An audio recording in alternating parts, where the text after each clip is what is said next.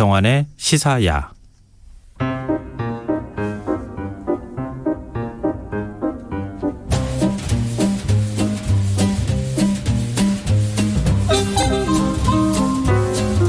우리가 주목할 만한 판결을 살펴보고 사법부의 판단과 국민 법감정 사이의 괴리감을 줄이는 방법을 찾아가는 시간입니다.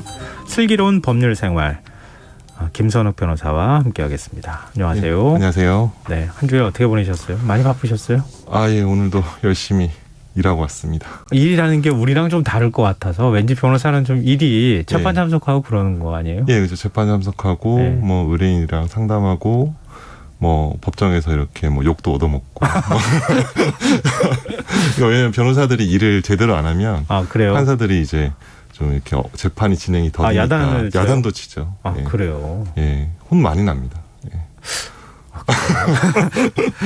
자, 그럼 오늘 어떤 얘기 해볼까요?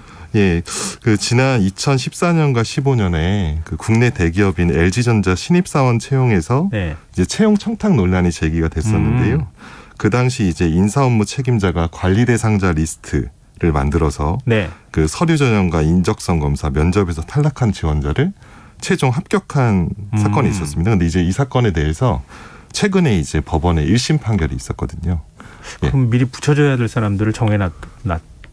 뭐 이렇게 또 의심이 되는 상황이었다는 그렇죠. 거잖아요. 이제 아무래도 좀 리스트를 만들어서 네. 이 사람 좀 더 이렇게 점수가 나쁘더라도 이런 것들이 이제 드러난 사건이죠. 진짜 뭐 일반적으로 얘기하는 채용 비리에 해당이 될 수 있는데 네. 1심 판결은 어떻게 나왔습니까? 예, 1심 판결은 이제 이 사건 같은 경우는 이제 그 당시 수사 범위가 꽤 넓었던 것으로 아는데 네. 이 사건에서 문제된 거는 이제 2명이거든요. 네.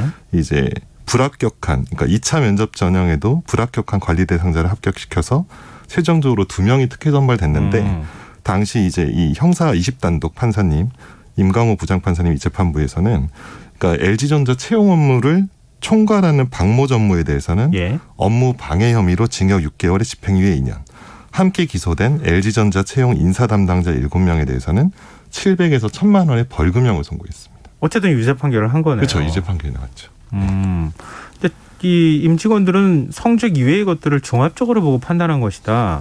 우리 뭐 정량평가, 정성평가 얘기하지만 사실 정성평가는 뭔가 이렇게 가시적인 것들로 기준을 가지고 평가하기가 쉽지가 않잖아요. 네네.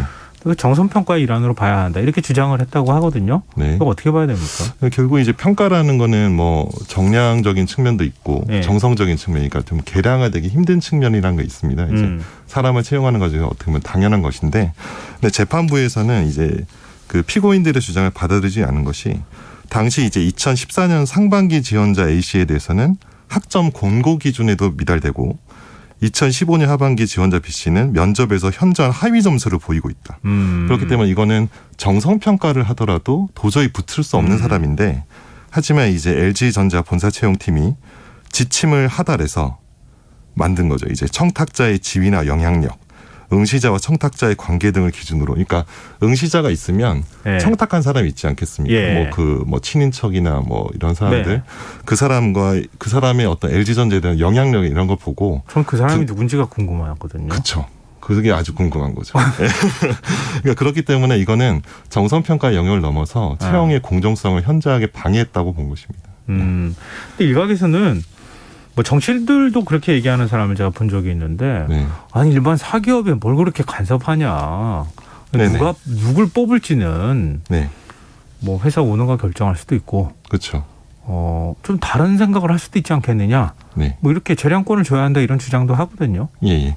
요건은 이제 좀 늘 문제가 되는 부분이 있습니다. 사실 네. 그 강원랜드 채용 사건은 워낙 유명하잖아요. 채용 비리 사건. 예. 당시 이제 뭐 그 채용 비리로 채용된 사람이 뭐 500명이 넘고 그 500명에 대해서 뭐 산업통상자원부가 이제 다 이렇게 면직을 해달라고 뭐 지침도 나오고 그런 사건이었는데, 사기업 같은 경우에는 민간 기업이기 때문에 왜 이제 채용에 있어서 광범위한 재량권을 가지고 있어야 된다는 것이 사실 뭐 어느 정도 판단은 맞아요. 근데 네. 이제 채용이라는 것은 LG전자 같은 경우는 큰 회사이기 때문에 공고를 하잖아요. 네. 공고를 하고 어떤 기준에 따라서 서류 전형을 하고 면접 전형을 하고 이런 것들이 이제 대외적으로 의사표시를 했는데, 그러면 수많은 사람들 뭐 몇만 명이 지원하지 않겠습니까? 그죠? 지원을 하는데 그 사람들이 채용 과정에서 이제 공정하게 진행되리라고 하는 걸 신뢰를 하는데 그 신뢰를 저버렸다는 측면이 기망했다. 처벌이 되는 거죠. 그렇죠. 우리 이렇게 뽑을 테니까 그렇죠. 이 기준으로 뽑는다. 이렇게 다 공개적으로 다 얘기해놓고 난 다음에 뒤로는 엉뚱한 사람 뽑아다. 그렇죠. 그건 예. 이게 진짜 그렇죠. 신뢰라고 하는 말씀하셨지만. 예, 맞습니다. 그럼 애초에 그냥 뽑을 때 우리 회사는 마음대로 뽑습니다. 그렇게 뭐 못하죠. 일본의 모 회사는 네. 시험 보겠다고 했는데 정시에 딱 들어온 사람들 네. 9시 이전에 30분 이전에 도착한 채용자들은 무조건 뽑아. 그래서 뽑는 회사도 있었다고 하더라고요. 근데 일 잘한다. 예, 뭐 예. 이렇게 또 얘기를 하는 뭐 그런 일들도 제가 본 적이 있는데요. 그런 네네. 것처럼 예. 우리는 굳이 그런 방법으로 안 뽑을 거야. 굉장히 재능 있고 네. 발랄한 친구들을 우리 나름의 기준을 가지고 뽑을 테니까 네. 도전 정신 가지면 다 지원하시오. 네. 이렇게 했다면 모르겠는데 네. 그게 아니라 우리는 이런 그렇죠. 기준에 따라서 뽑을 거다. 네. 이렇게 하면 문제가 된다는 거죠. 그렇죠. 뭐 애당초 사실은 우리 LG전자에서는 뭐 몇 명 정도는 네. 청탁자와 이런 것도 있어서 뽑을 수밖에 없고 나머지만 뭐 공개 채용하겠습니다. 그렇게는 안 하지만. 뭐 이렇게만 한다면 사실 그렇게는 이것이 못하겠. 그렇게 대신에 못하니까요. 그거 있잖아요. 예. 아침 첫 차 타고 예. 도서관에 공부하러 가는 학생. 네. 바로 채용 담당자가 가서 네. 우리 회사 올 생각 있어요. 그래서 자 오십시오. 예. 뭐 이렇게 뽑는 별도의 어떤 예, 그렇죠. 채용 기준을 갖고 있거나. 특별 채용이 있다면은 네네. 예. 그러면 충분히 뭐 가능한 부분이 있겠죠. 그게 이제 사기업은 가능하죠. 공기업은 그런 게 이제 불가능한 그렇죠. 거잖아요. 공기업 같은 경우는 기본적으로 이제 해당 주관 부처의 다 감독을 다 받지 않습니까? 뭐 강원랜드 사건 같은 경우는 산업통상자원부에도 감독을 받는데 그런 것이 굉장히 이제 자율성이 제한이 되죠. 근데 사기업 같은 경우는 뭐 일반이나 뭐 특별 채용 이런 것들을 구분을 해서 네. 충분히 뽑을 수 있는 여지가 있는 것이죠. 네. 그렇게 보면 재량권이 굉장히 넓다고 봐야 넓죠. 되겠네요. 근데 이제 문제가 되는 거는 다 그러니까 공식적으로 채용을 하기로 얘기를 해놨는데 실제로 이렇게 네. 뽑으면 이게 문제가 되는 것입니다. 근데 검찰이 좀 소극적인 태도를 보였던 거 아니냐 이런 지적이 있다고요?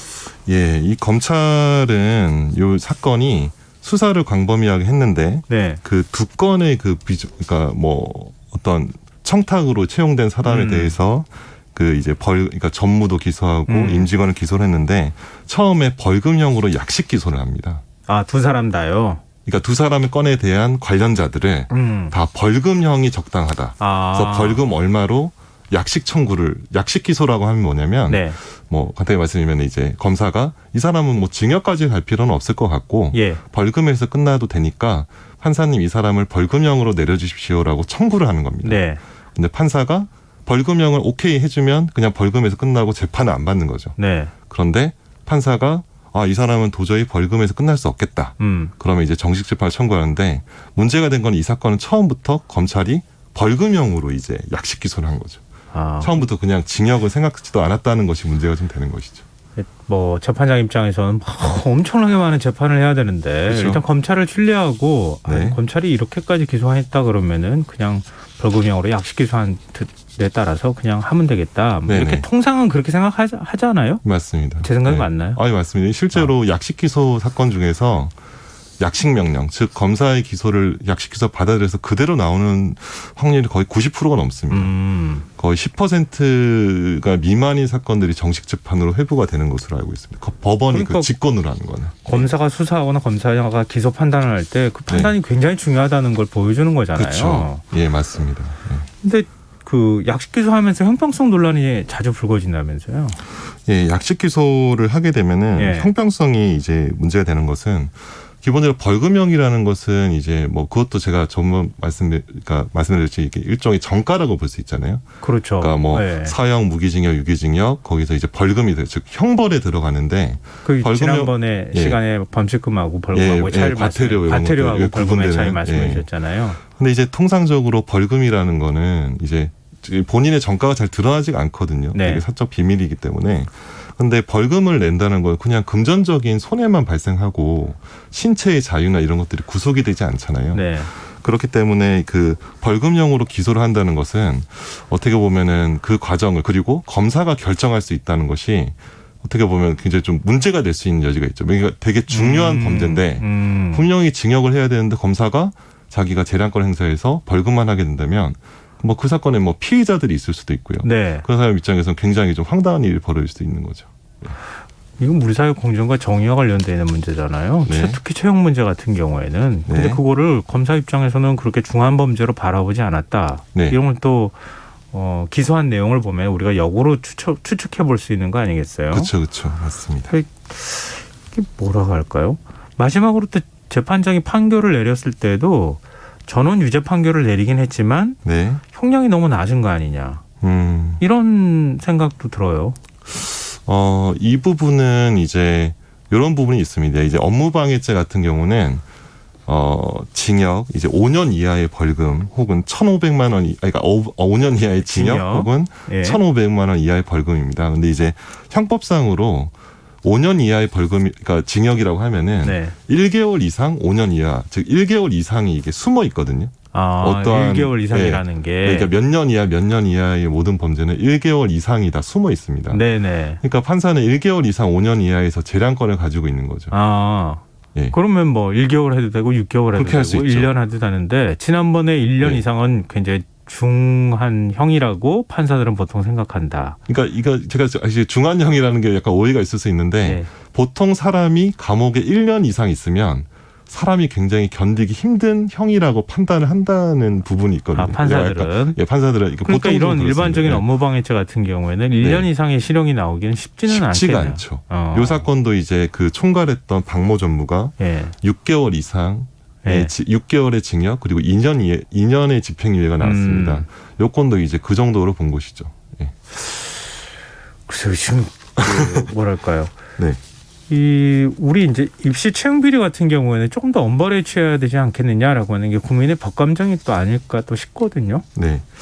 요거는 이제 이런 부분이 있는 것 같습니다. 이게 사기업, 그러니까 강원랜드 같이 공공기관이 아니라 사기업 같은 경우는 이제 어느 정도 이제 채용 과정에서 아까 전에 말씀하신 것처럼 되게 특이한 뭐 채용도 할 수 있는 것이잖아요. 네네. 재량권이 있기 때문에. 근데 이제 그 과정에서 어떤 뭐 이 국가의 어떤 사법권이 사기업의 그런 부분까지 너무 들어가긴 좀 어렵지 않을까. 물론 이제 처벌은 해야겠지만 그런 것들이 좀 약간 작용하지 않았을까요? 예. 그리고 피해자가 그리고 채용 비리로 인해서 채용된 사람이 2사람이라는 점도 제가 보기엔 형량에 있어서 좀 약간 그 반영 요소가 된 게 아닐까라고 생각하고 있습니다. 보통 이제 형량 낮은 판결을 내린 거 보면 초범이라는 점을 감안해서 뭐 이런 부분을 얘기하잖아요. 맞습니다. 장량감경이라고 또 표현하더라고요. 예. 그런 것처럼 초범이라는 걸 굳이 이렇게 감안을 해줘야 되는 거냐 이 부분에 대한 생각을 좀 달리하시는 분들도 꽤 있는 것 같거든요. 뭐 어떻게 초범이니까 더 엄단해야 된다는 생각도 할 수 있지만 네. 보통 이제 판사들이 장량감경에 많은 요소들이 있습니다. 네. 이제 그 중에서 가장 중요한 게 초범, 즉 기존에 전과가 없다는 것이고요. 네. 뭐 그 외에 뭐 이렇게 뭐 돌봐야 될 노 부모님 계신다거나 네. 그런 여러 가지 사정들을 다 뭐 반성을 한다거나 네. 피해자랑 합의를 했다거나 수많은 장량감경의 요소인데 초범이라는 부분은 이런 게 있습니다. 이제 형사적으로 모든 사람들을 초범부터 징역형을 하게 된다면 그것이 이제 굳이 이게 어떤 형벌에 그다음에 교화를 한다거나 그런 것들이 좀 효과적이지 않다는 어느 정도 좀 판단이 있기 때문에 초범 같은 경우는 징역형을 선택해야 되는 경우라고 하더라도 뭐 합의를 한다거나 뭐 이런 여러 가지 아니면 뭐 죄의 경중이 약간 낮다거나 이런 경우는 집행유예를 선고하는 경우가 많이 있죠. 일종의 이제 형벌이라는 게 사회적 징벌의 효과라는 걸 갖게 되잖아요. 네. 그것과 더해서 교화의 측면, 다시 이 사람이 범죄를 저지르지 않게 하기 위한 목적도 거기에 포함이 되어 있는 거니까 초범의 경우에는 그 후자를 좀 더 보는 경향이 있습니다. 아무래도 왜냐하면 감옥에 가게 되면 범죄도 이렇게 학습을 하게 되잖아요. 네. 그 부분에 있어서 좀 부정적인 효과를 염려하고 집행유예가 많이 선고가 되는 것입니다. 근데 우리 일반 기업들은 법인격을 갖고 있다고 말하잖아요. 그때 똑같이 인격을 갖고 있는 인격체라고 보는 인격체죠. LG전자는 인격체죠. 그러면 지금 LG전자에서 채용 비리가 발생하고 뭐 누군가의 청탁을 받아서 그렇게 했다고 하면 그냥 임원만 처벌하는 게 아니라 LG전자도 책임이 있다 이렇게 할 수는 없는 건가요? 그러니까 이 부분은 이제 뭐 해당 법인에 대해서 법인의 처벌이라는 부분도 뭐 검토를 할 수 있는데 이게 지금 뭐 잘 지적해 주신 것처럼 이 박모 전무나 그 밑에서 그 업무를 수행했던 사람들 같은 경우는 실제로 트리거가 아니죠. 분명히 청탁을 하고 이런 지침을 만들라고 박모 전무에게 지시한 사람이 있을 겁니다. 네. 그죠? 그 사람이 누군지는 알 수 없지만 외부에 어떤 영향이 있는 사람일 수도 있고 본사의 박모 전무보다 좀 더 높은 사람일 수도 있지만 근데 이제 이런 채용 비리 사건에서 늘 문제가 되는 건 그 사람들은 드러나지가 않습니다. 문서를 정식으로 만들고 네. 해당 업무를 총괄한 사람까지 해서 그 넘어서가 안 되죠. 왜냐하면 그 사람이 자기가 누구로부터 지시를 받았다는 걸 말을 하지 않기 때문에. 그래서 어떻게 보면 이런 식으로 계속해서 꼬리 자르기 형태로 처벌이 되는 어떤 그런 문제점을 많이 가지고 있습니다. 검찰사가 부실했던 건 아닙니까? 검찰이 열심히 찾으려고 하면 못 찾나요? 그거? 제가 보기에는 뭐 박모 전무가 네. 굉장히 좀 입이 무거운 사람이지 않았을까. 뭐 여러 가지 어떤 아니면 증거나 이런 것들을 잘 인멸했을 수도 있고 뭐 이건 어디까지 추측이지만 예, 그런 부분이 있는 거죠. 찾으러 의지만 있으면 얼마든지 찾았을 거라는 생각이. 근데 또 궁금한 점이요. 네. 만약에 그런 채용 비리로 채용됐어요. 네. 근데 채용된 그 사람의 경우에는 어떻게 되는 거예요? 그러면 그냥 부정 채용이니까 당신은 네. 우리 회사에 더 이상 다닐 수 없습니다. 이렇게 조치를 취해야 되는 겁니까? 어떻게 되는 거예요? 그 부분이 이제 사기업 같은 경우는 자율권을 가지고 있잖아요. 왜냐하면 이 사람을 아까 전에 말씀드렸지만 도서관에 쓰든 가서 말든 뭐 우리 마음이다. 뭐 뽑든 말든 이제 네. 그렇기 때문에 원래 이 강원랜드 사건 같은 경우 약간 비교가 되는데 네. LG전자 같은 경우는 사기업이고 그것을 이제 누군가가 뭐 이렇게 강제를 할 수 없잖아요. 예. LG전자한테 뭐 이렇게 뭐 국가에서 두 사람의 채용을 취소해라. 아니면 뭐 해고를 해라. 이런 걸 할 수 없기 때문에 예. LG전자가 스스로 선택하지 않는 한 그 채용자들은 계속해서 다닐 거고 현재 뭐 기사상으로도 봤을 때도 그 채용 대상자 2명은 여전히 뭐 계속 다닐 거라는 그런 기사가 나오더라고요. 이해하기 좀 힘들지만 임원만 억울한데요. 임원은 억울할 네. 수 있죠. 임원만 네. 억울한 그런 상황이 됐는데요. 근데 방금 전에 잠깐 말씀하셨지만 강원랜드 그때 채용된 네. 일종의 부정 채용이라고는 본 거 아닙니까 재판부가? 예. 근데 그때 채용된 사람들은 어떻게 됐어요? 아, 이 강원랜드 사건을 뭐 간략히 좀 말씀드리면은 예. 저도 이 굉장히 그 당시 너무 충격을 많이 받아서 저는 이제 옛날부터 그런 얘기 좀 듣긴 했었거든요. 강원랜드 관련해서 채용자들이 좀 문제가 많다라는 얘기를 뭐 다른 경우도 좀 듣긴 했는데 네. 당시에 보면은 그 당시 정부 조사 결과에서 보면은 518명 중에서 46%인 239명이 이제 부정 합격한 사실이 들어왔거든요.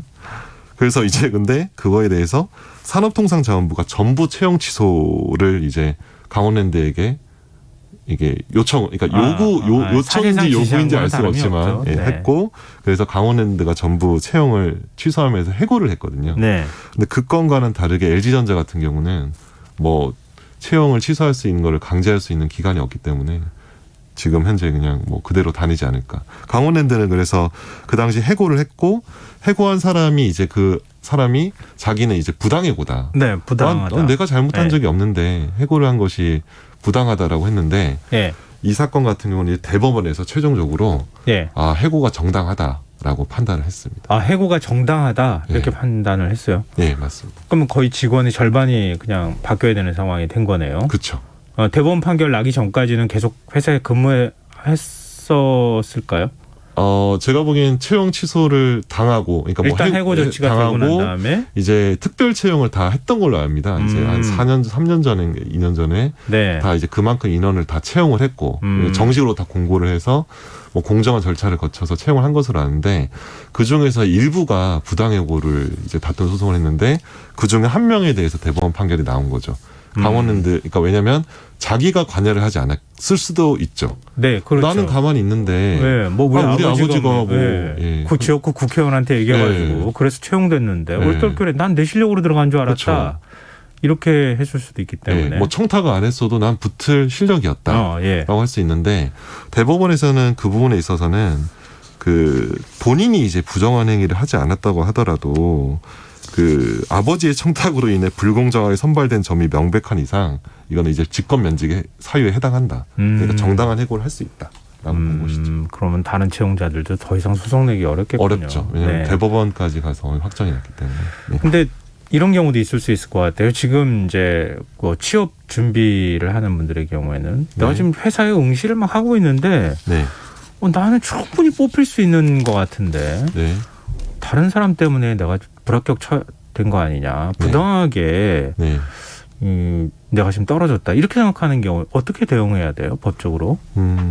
여권 같은 경우는 이제 사실은 응시자가 워낙 많고 예. 채용 과정은 이렇게 공개되지가 않잖아요. 예. 그래서 정식으로 강원랜드나 LG전자처럼 수사가 개시돼서 공적 기관이 어떤 자료를 확보하지 않는 이상 그 채용자 중에 하나가 그 채용의 어떤 과정의 문제점을 밝혀내기가 쉽지 않습니다. 네. 그래서 말씀하신 것처럼 그런 경우에는 뭐 본인이 소송을 한다거나 이렇게 하더라도 채용과 관련된 자료들이 재판부에 공개가 되지 않고 소송에서 패소할 수 있죠. 위자료 청구. 가령 나는 붙을 수밖에 없는 사람인데 누군가가 이렇게 부정청탁을 해서 내가 떨어져서 정신상 어떤 손해를 입었다. 상처를 입었다라서 네. 위자료 청구를 할 수 있는데 그런 경우는 이제 입증 부분, 즉 입증을 하기가 어렵다. 하기 어렵기 때문에 예. 패소할 수 있는데 강원랜드 같은 경우는 실제로 이미 다 정보 조사 결과 다 채용이 문제가 있다는 게 밝혀졌잖아요. 그렇죠. 그리고 뭐 그 당시 뭐 규모도 워낙 뭐 컸었고, 방대했고 예. 자료도 다 오픈돼 있어서 그래서 그 중에 상당수의 사람들이 이제 손해배상 청구 소송을 강원랜드를 상대로 했고 위자료를 인정을 받았죠. 1,000만 원을 청구했지만 뭐 300에서 800만 원 사이에서 위자료를 지급받는 판결을 받은 사례가 있죠. 아 그때 이제 네.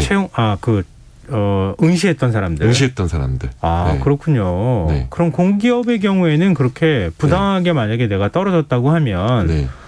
위자료 청구 소송을 한다거나 네. 이렇게 하면은 돈을 받을 수 있겠다. 예, 근데 여지가 있죠. 근데 이제 그 부분은 채용 비리의 규모에 따라 좀 다를 거라고 저는 생각합니다. 그러니까 왜냐하면 이 강원랜드처럼 40%가 넘는 사람이 이제 부정합격이 되는 경우는 그 굉장히 이례적이거든요. 그런데 이제 전체 채용 규모가 뭐 1,000명인데 2-3명이다 이렇다면은 전체 응시자들이 뭐 이렇게 위자료를 인정받기는 좀 쉽지 않지 않을까. 강원랜드의 특수성이 좀 반영된 것 같습니다. 좀 어려운 것 같습니다. 네네. 또 뭐 그때 청탁했다고 하는 국회의원이 이런 사람들 멀쩡하게 다 다니고 있어서. 예, 뭐 일부 뭐 무죄 네. 판결도 받았죠. 알겠습니다. 예. 자, 슬기로운 법률생활 지금까지 김선욱 변호사와 함께했습니다. 고맙습니다. 예, 감사합니다. 오늘 모바일 상품권 당첨자는 홈페이지 공지사항에서 확인하실 수 있습니다. 김성원의 있어야 오늘 여기까지 하겠습니다. 편안한 밤 되십시오.